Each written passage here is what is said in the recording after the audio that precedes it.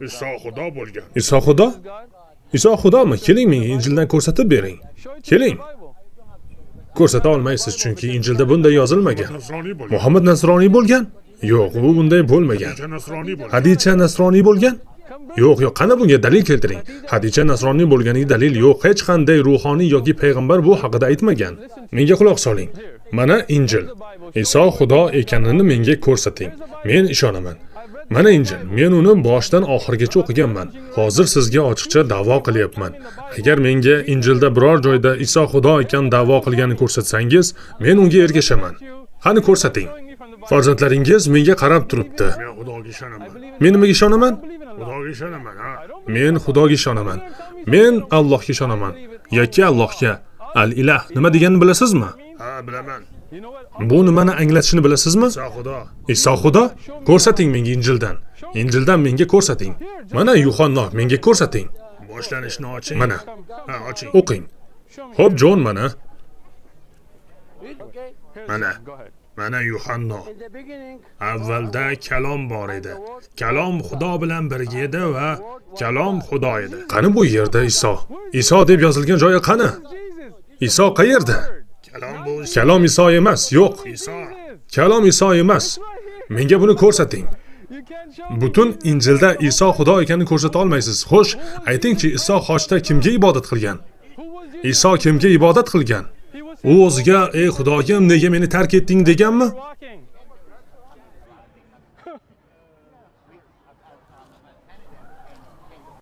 Islom biz bitta yaratuvchi borligiga ishonamiz, to'g'rimi? U erkak ham emas, ayol ham emas, na qayerdadir o'tirgan Yunon qiyofasidagi kishi, na xochga mixlangan inson.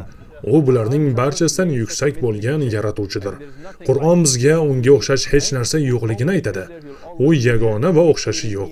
U azaldan bor bo'lgan va abadiydir. U meni ham, sizni ham, butun borliqni, osmonlarni, sayyoralarni va barcha olamlarni yaratgan. O'sha yaratuvchi bizni sevadi, bizni hidoyat qiladi va bizga payg'ambarlar yuboradi.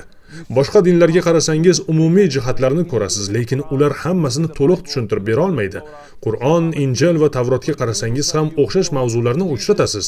Yahudiylar Iso haqiqiy payg'ambar bo'lmagan deydilar, lekin uning qilgan yaxshiliklarini ko'rasiz. Buni qanday inkor etish mumkin? Nasroniylar va yahudiylar esa Muhammad payg'ambarni sallallohu alayhi va sallam inkor qiladilar, lekin keyin Qur'onni, uning mo'jizaviyligini va avvalgi vahiylarga mos kelishini ko'rasiz. Buni qanday inkor etish mumkin? Islom bunga javob beradi. Aslida faqat bitta xabar bo'lgan. Muso, Ibrohim, Iso va Muhammad payg'ambarlarni sallallohu alayhi va sallam yuborgan zot bitta yaratuvchidir. Faqat bitta yaratuvchi. Xo'sh, bu xabar sizga qanday tuyuldi? Juda yaxshi xabar.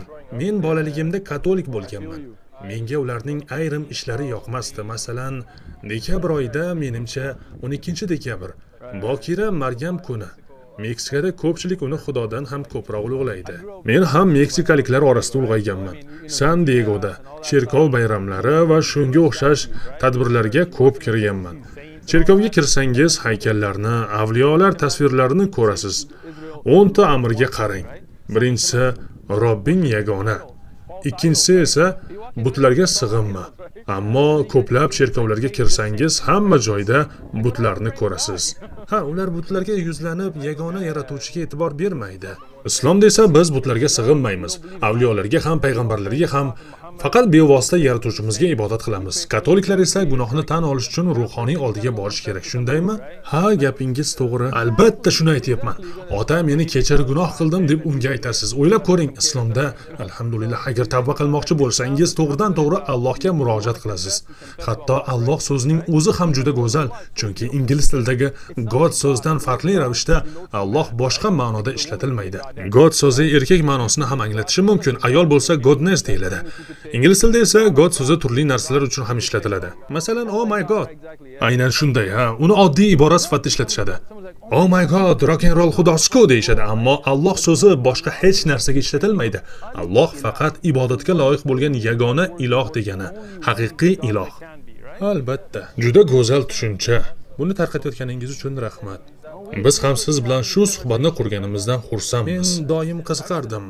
Buni o'zim bilan olib ketsam bo'ladimi? Mana marhamat. Marhamat, mana bu kichik risolani ham oling. O'qishga oson. Bir nechtasini ham olishingiz mumkin. Yana savollaringiz bo'lsa qaytib keling. Suhbatlashamiz. Ismingiz nima edi? Ismingiz? Mening ismim Brian. Brian, tanishganimdan xursandman. Mening ismim Usmon. Rahmat. Kuningiz yaxshi o'tsin.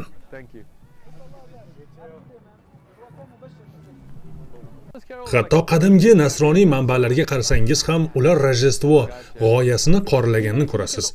Hozir ham Yehovachilar va boshqalar Rojdestvoni nishonlashmaydi, to'g'rimi? Rojdestvo bayramini ular nishonlashmaydi. Buni cherkov keyinchalik qabul qilgan. Ha, to'g'ri. Gap shundaki, tadqiqotlar shuni ko'rsatadiki, bu aslida Isodan oldingi butparastlik bayrami bo'lgan. Taxminimcha 4-5 yil oldin bir musulmon bilan uchrashgandim.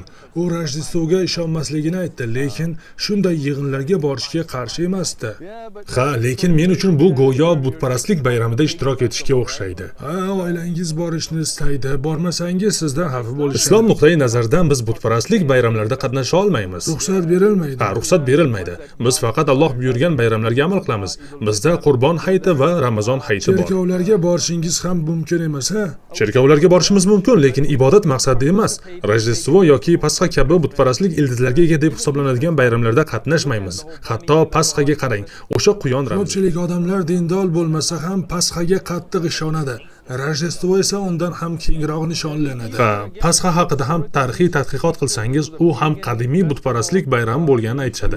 U hosildorlik va serpushlik bilan bog'liq bo'lgani uchun quyon ramzi paydo bo'lgan. Bir necha yil oldin Yehova shohidlari a'zosidan so'ragandim. Ular Pasxaning ayrim qismlarini saqlab. Men bilmayman. Men gaplashgan barcha Yehova shohidlari a'zolari Pasxani ham nishonlamasliklarini aytishgandi. Bu har kimning o'ziga bog'liq. Lekin o'zingiz ham bir tekshirib izlanib ko'ring. Men Rojdestvo va Pasxani o'rgandim, chunki oilamiz faqat Rojdestvo vaqti bir joyga yig'ilar ekan. Lekin bir o'ylanib ko'ring. Rojdestvo bo'lmasa kambag'allar qiynaladi. Yo'q. Nega biz odamlarga faqat Rojdestvoda yordam berishimiz kerak? Nega yil davomida yordam bermasligimiz kerak? Musulmonlar sifatida bizda zakot bor. Har yili molimizning qanchadir foizini kambag'allarga beramiz. Bundan tashqari yil davomida ham ixtiyoriy sadaqalar qilamiz. Ramazon oyida masjidimizda har kuni bepul taom tarqatiladi. Har hafta ham odamlarga bepul ovqat beramiz. Agar oilangiz bilan kelsangiz, sizga ovqat ham, kiyim-kechak ham beramiz. Yil davomida cherkov ham yaxshilik qiladi. Juda yaxshi, demak, sovg'ulash yoki yaxshilik qilish uchun butparastlik bayramiga muhtoj emasmiz. Buni istalgan paytda qilishimiz mumkin, to'g'rimi? Iso Xudo bo'lgan. Iso Xudo? Iso Xudomi? Keling, menga Injildan ko'rsatib bering. Keling. Ko'rsata olmaysiz, chunki Injilda bunday yozilmagan. Muhammad nasroniy bo'lgan? Yo'q, u bunday bo'lmagan. Hadicha nasroniy bo'lgan? Yo'q, qani bunga dalil keltiring. Hadicha nasroniy bo'lganiga dalil yo'q. Hech qanday ruhoniy yoki payg'ambar bu haqida aytmagan. Menga quloq soling. Mana Injil. Iso Xudo ekanini menga ko'rsating. Men ishonaman. Mana Injil. Men uni boshidan oxirigacha o'qiganman. Hozir sizga ochiqcha da'vo qilyapman.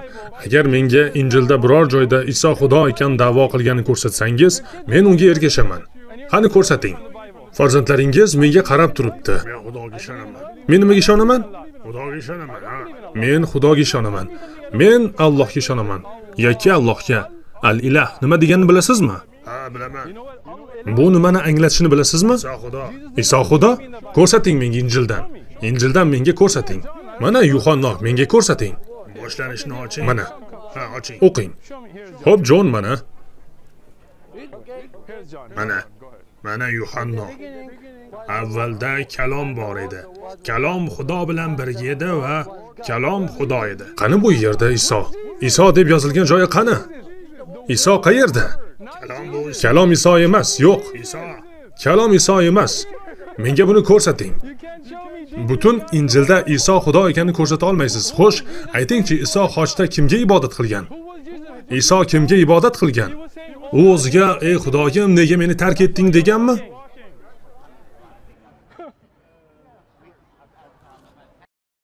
Alhamdulillah va salatu vasallam ala rasulillah.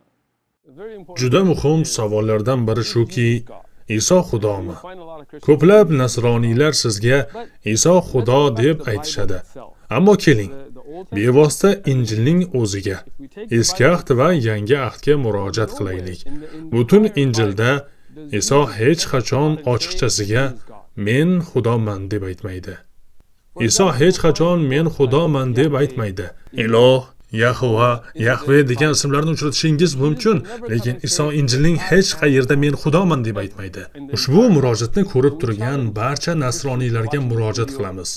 Izohlarda yozing va bizga Iso qayerda bunday deganini ko'rsating.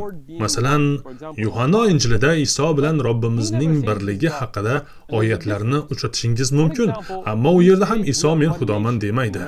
Bunda farq bor. Masalan, Amerikada biz bitta millatmiz deymiz. Bu hammamiz jismonan bitta mavjudot ekanimizni bildirmaydi. Bu hamjihatlikni anglatadimi? Yagona iloh Alloh. Alloh taolo Qur'onda buni aniq aytadi.